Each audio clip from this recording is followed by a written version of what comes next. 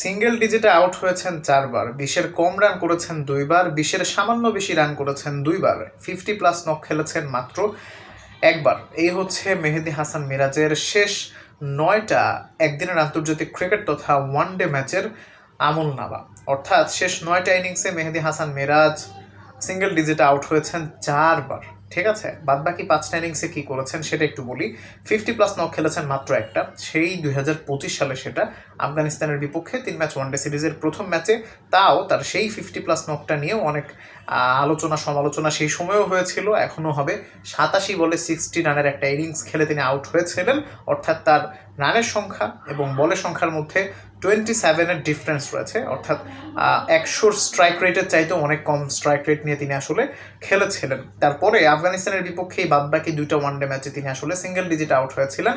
একটা ম্যাচে তিনি 4 রান করেছেন, একটা ম্যাচে তিনি 6 রান করেছেন।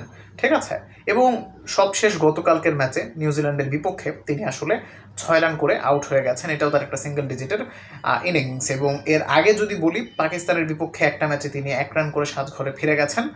আর যদি বলি তার 2টা 20+ নক বা 2টা 20 নিচে নক, 20+ তো না, 20- নক আর কি, মানে 20-এর কম রান করেছেন 2 বার। 2টাই হচ্ছে ওয়েস্ট ইন্ডিজের সাথে।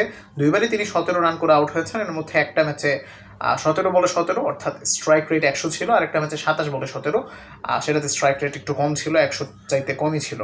আর ওয়েস্ট ইন্ডিজের বিপক্ষে তিনি একটা ম্যাচে হচ্ছে 32 রানের ইনিংস খেলে আউট হয়েছিলেন, তবে প্রশ্নবিদ্ধ ছিল, স্ট্রাইক রেট বরাবরের মতোই খুবই স্লো খেলেছিলেন।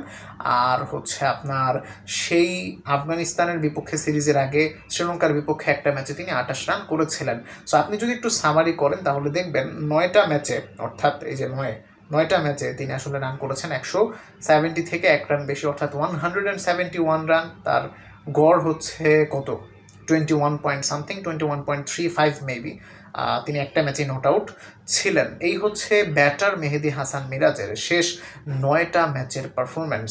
এই পারফরমেন্স নিয়ে তিনি আসলে কিভাবে কি করবেন, অ্যাজ এ স্পেশালিস্ট বোলার হিসেবেই তাকে আসলে দলে নেওয়া হচ্ছে, নাকি ব্যাটিংয়ে তার জায়গাটা, ব্যাটিংয়েও তার একটা রোল আছে, এটা তিনি আসলে আদৌ জানেন কিনা, এটা নিয়ে আমার অনেক বেশি সন্দেহ আছে। কারণ যদি অ্যাজ এ স্পেশালিস্ট ব্যাটার তো না, অলরাউন্ডার হিসেবেই তিনি যদি খেলতে চান, তার ব্যাটিং তো কিছুটা হলেও ভালো হওয়া উচিত। তিনি এত বাজে পারফরমেন্স করলে কিভাবে আসলে অলরাউন্ডার হিসেবে দলে থাকবেন সেটাও এখন প্রশ্নবিদ্ধ। যদিও তিনি ক্যাপ্টেন, তবে এভাবে যদি পারফরমেন্স করতে থাকেন আমার মনে হয় না তিনি আসলে এভাবে থাকতে পারবেন। যদিও আমরা বোর্ড থেকে শুনছি মিরাজকেই হচ্ছে 27 ওডিআই বিশ্বকাপ পর্যন্ত ক্যাপ্টেন রাখা হবে, সেটা আসলে কতটা যৌক্তিক হবে আমি আসলে ঠিক জানি না। এনিওয়েজ, এই বিষয়ে আপনি কি মনে করছেন, কেন তার এই অফ ফর্ম চলছে?